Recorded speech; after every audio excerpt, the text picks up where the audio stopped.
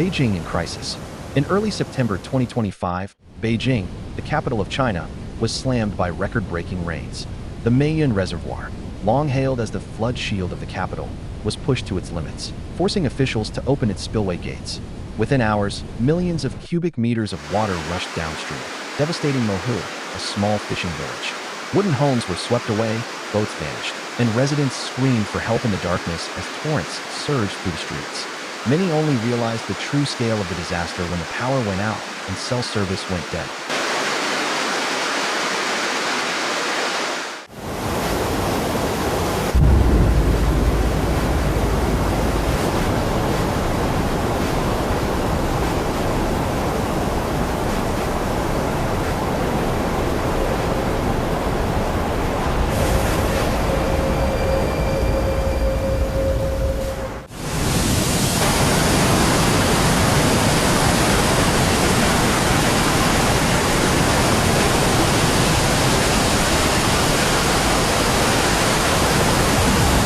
Sichuan, a town underwater. Around the same time, Songha town in Sichuan was hit by fierce winds and pounding rain. On the morning of September 4th, gale force winds ripped rooftops apart before sheets of rain came pouring down like a waterfall. Within hours, streets and homes were submerged, water rising to chest level. Cars floated and flipped like paper boats, while the sound of panicked shouts mixed with the relentless roar of the storm.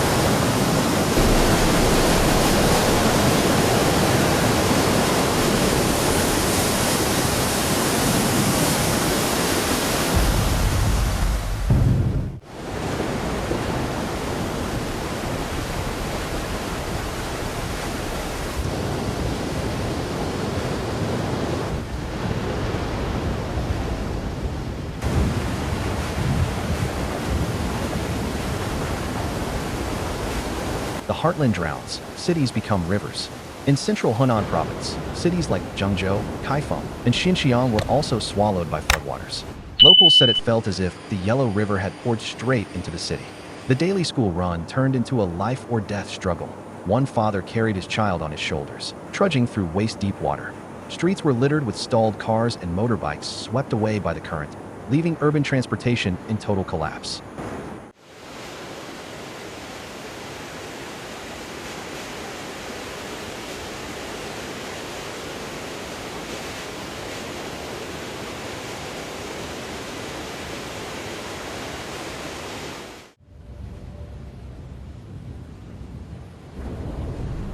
The tragedy behind the numbers.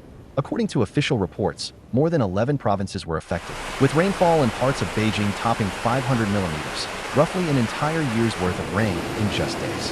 Hundreds of thousands were forced to evacuate, while homes, farmland, and livestock were swallowed by the floods, with economic losses reaching billions of dollars. Yet the statistics pale beside the human cost. At a nursing home on the outskirts of Beijing, over 70 elderly residents were trapped. Despite desperate rescue efforts, 31 lives were lost.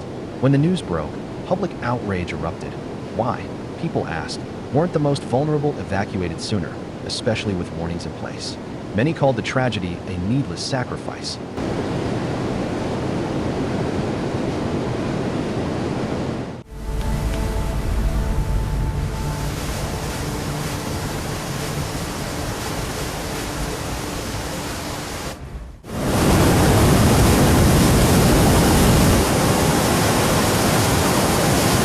Rescue efforts, a race against time. With roads washed out and communication lines down, rescue teams worked as if lost in a maze. Firefighters waded door to door through flooded alleys, knocking to check for survivors, while inflatable rafts ferried people to safety. Babies were placed in foam boxes to keep them above water. Volunteer off-road convoys carved temporary routes along mountain ridges to deliver drinking water and generators. Drones took flight during rare breaks in the storm, dropping radios and life jackets, while old shortwave radios crackled back to life, broadcasting the locations of shelters and brief weather windows.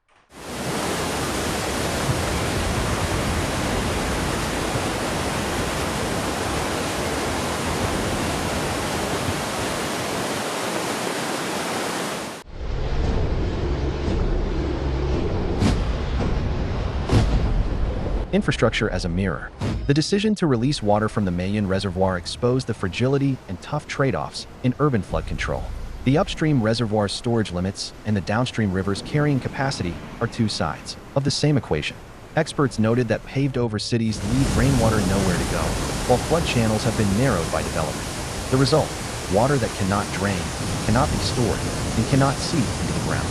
Some argue for faster adoption of sponge city initiatives and restoration of wetlands and floodplains.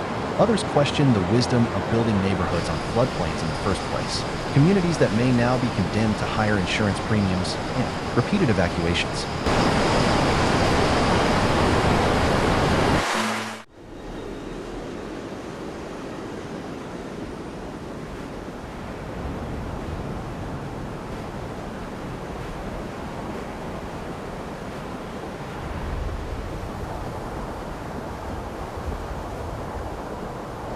The test of information and trust. During the disaster, information itself became another flood. Rumors of an upstream dam collapse spread on social media, sparking midnight stampedes out of villages. At the same time, volunteers compiled spreadsheets tracking shelter availability, blood type inventories, and baby formula needs. Official alerts arrived late or inconsistently, and road closure maps lagged behind reality. Faced with public doubt, officials needed more than rumor control. They needed transparency. Flood release charts, inspection logs, and evacuation timelines are the cornerstones of rebuilding trust.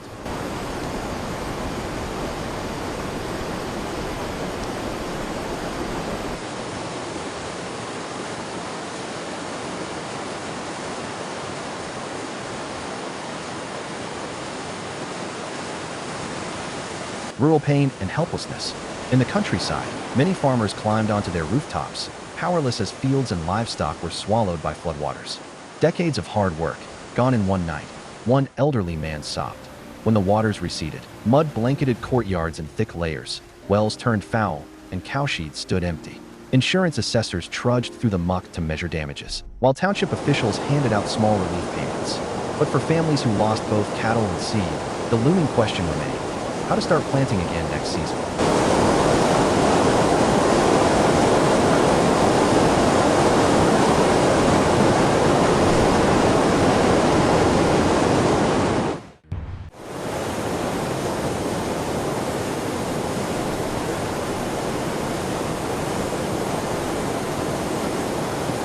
Public health and psychological scars. The floods brought more than destruction. They left hidden dangers behind. Stagnant water bred mosquitoes and flies, raising the risk of infectious diseases, while broken cold chains ruined vaccines and insulin supplies. Doctors urged residents to boil water and disinfect surfaces, but admitted disinfectants were scarcer than masks. Children dreamed of sirens night after night, while grieving families sat in silence inside makeshift shelters. Disaster education was no longer an abstract concept. It had become lived reality.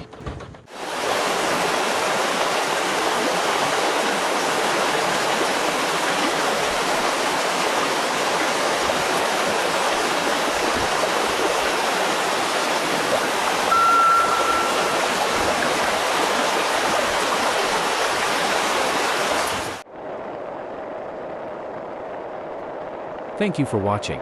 If you found this report helpful, please remember to like, comment, and subscribe.